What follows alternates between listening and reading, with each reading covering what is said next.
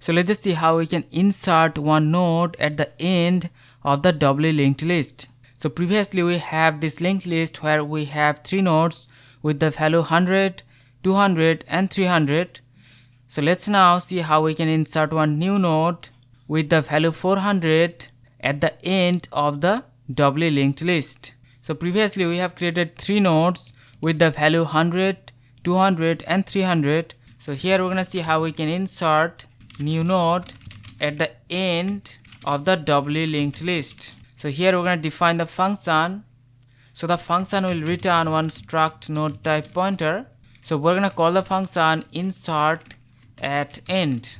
So the function will take one structure node type pointer head, and also it will take the data that will be stored in the newly created node. So first of all, we have to create a new node. So here we're gonna create one new node that will be inserted at the end. So here we're gonna create the new node struct node type pointer. We're gonna call this new node. Now to create the new node, we're gonna call the function create node. So previously we have created this create node function that takes the data. So here we're gonna pass the data that will be stored in the new node. So that means our new node will be created with the value 400. So currently the new node has all the pointers set to null. So the next is null and also the previous pointer is also null. So our new node is ready. So first of all we have to check if the list is empty or not. So we're gonna check if the head is null. That means the list is already empty. So in that case we can just return this as the new head node.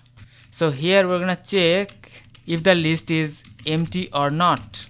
So if the head node is null, that means the list is empty. So if the list is empty, then we can just return this newly created node as the new head node. So here we're gonna return the new node as the head node. Otherwise, if the head is not empty, that means there are multiple nodes in the linked list. So in that case, we have to use one temporary pointer. This will initially point to head.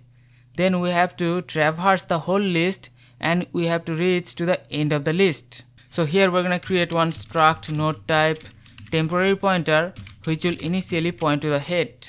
So this temporary pointer is initially pointing to head. Now we have to traverse to the end of the list. So for that we can use one while loop. The loop will continue as long as the temporary next pointer is not equal null. And in every iteration we're gonna move the temporary pointer to the next node. That means every iteration the temporary pointer will be moved to the next node until it reaches to the end of the list. So when the loop ends, then the temporary pointer will be pointing to the last node of the linked list. And now we have to set the link to this newly created node. So we have to remove this null. So the temporary next pointer should point to this new node. So here we're gonna set that. So we're gonna set temporary next pointer and it will point to the new node. So that means we have created this link. Now also this new node's previous pointer should not be null. This should also point to this temporary pointer.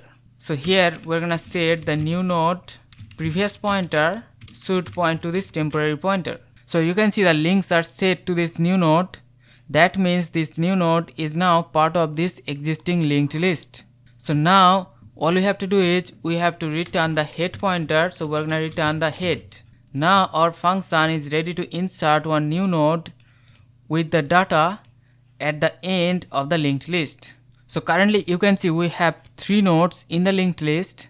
Now we can insert one new node. So we have to call the function insertAtEnd. So this will take the head and also the data. So we're gonna pass the data 400. So the function will create one new node with the value 400 and it will insert that at the end of the linked list, and then it will return the new head pointer. Now we can print the linked list again. So you can see this was the linked list before the insertion, and after performing the insertion you can see we have the new node 400 inserted at the end of the linked list. So this is the way we can insert one new node at the end of the doubly linked list. So hope you understand the concept. See you in the next one. Take care.